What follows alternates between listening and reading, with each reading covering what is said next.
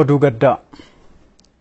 Gaaddisa aartii Oromoo falmaa bilisummaaf walqixxummaa dhala namaa kan ta'e Dooktar Kabajaa Artiist Alii Birraa du'aan addunyaa kanarraa boqotan. Dooktarri Kabajaa Artiist Alii Birraa guddina aartii Oromoo qofa osoo hin taane kallattii guddina siyaas-dinagdee fi hawaasummaa uummata Oromoo akeekuun injifannoo uummanni Oromoo har'a gonfateef nama gumaacha qaalii taasisedha. Gumaacha Dooktar Artiist Alii Birraa taasisee dhaloonni bara baraan yaadata.